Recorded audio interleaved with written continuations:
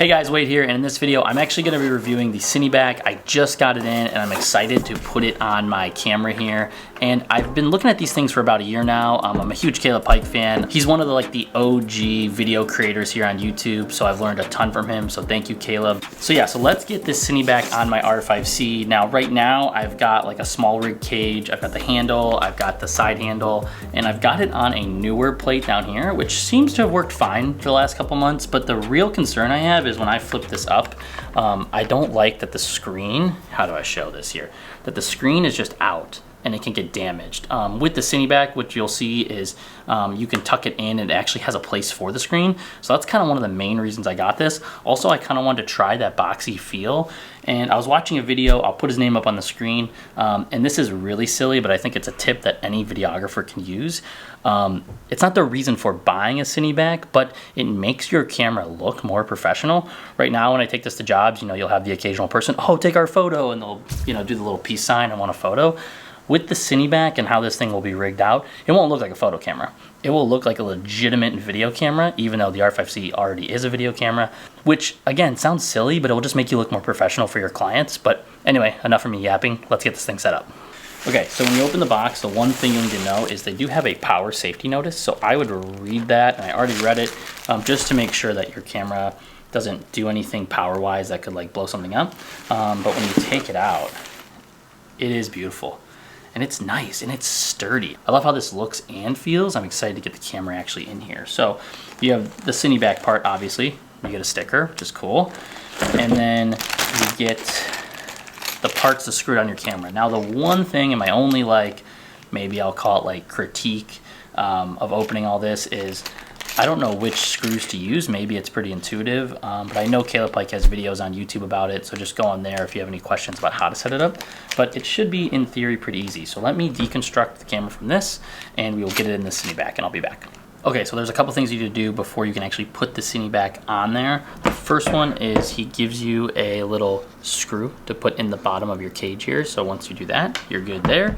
The other thing is they give you a custom plate that actually goes, let me see if I can show it. It actually goes on the top. So this is how you hold the camera. The plate goes up here and you want to screw it in from the bottom. So put it on, screw it in, and then you're going to slide the camera in and do 2 more screws up here. And there's also a screw on the bottom, so don't forget that. So we're going to put that in, and then this thing is almost set up and ready to roll. I'm loving how it looks already. Okay, so if you have any trouble, obviously go watch Caleb Pike's video. I'll put a link in the description, but I love how this feels. Now, it is a little heavier than I thought it would be, to be honest, but this feels good, for those handheld shots right against your chest, and then you zoom in and out. And then usually I'd have my 70-200 on here for some close shots. I'm going to be filming basketball tonight, so I'll definitely take some behind the scenes shots. 70-200 broke. Took it to a local camera shop, $500 to fix. It is what it is. You got to fix it. But I really like how this is set up. And again, it feels really good, and the weight feels really good. You can move quite a bit doing this. So anyway, I'm excited. Let me go show Josh and see what he thinks. All right, Josh. What do you think of this? Ooh. Okay. Get up, put it against your chest, dude. Okay. Wow. This just turned this into a super camera. Oh, I love the way this flips out too. And you could just leave it like that in case you didn't have a monitor attached. Yeah. This is crazy. Wow, that feels Doesn't great. that feel great? It feels really good. It's a little heavy, but it almost feels like a camcorder now. It almost has that traditional camcorder feel, which is really nice. Okay, I get it. I get why you did this. Okay, so now I'm actually here at a basketball game using the CineBack for the first time, and it's halftime, and I just gotta say I love this thing. I mean, again, it makes the camera heavier, so keep that in mind, but I just love that kind of boxy feel. Hang on, let me clip this under here.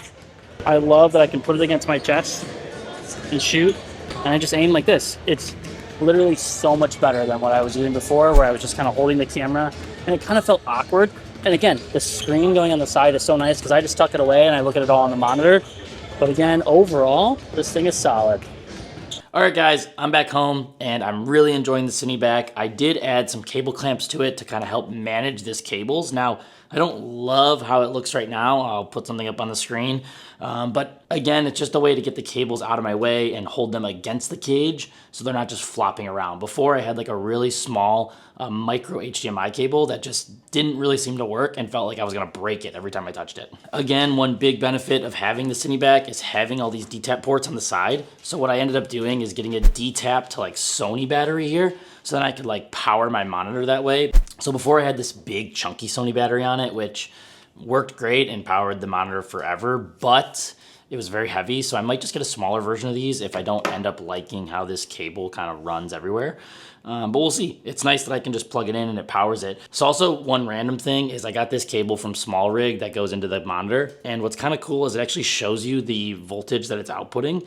So that's interesting, just in case you were trying to do some math of how long it would last. It's nice to at least know. And for those cable ties I was talking about, I got them from Condor Blue, and I love that they sent it in this like little case. For 20 bucks, you get 5 of them. And these pieces are great because they can kind of hook up anywhere to the CineBack and then I can route the cables through. So again, I'm not in love with how I have the cable management set up right now, but it's a little bit better than it was before. Okay, so that's it. What questions do you have about the CineBack? Put it down in the comments down below. I'll definitely update you guys on how I'm liking it. I've got another basketball game tomorrow, and then I'm actually going on a cruise for a client where I have to get a ton of B-roll, and I will be taking this as a setup with the 24-105 RF version of this lens. So I'm really, really excited about that because this will be like the ultimate filming machine in my opinion, and I'm just really excited to see what footage I get. So again, thanks for watching, guys. We'll see you in the next video.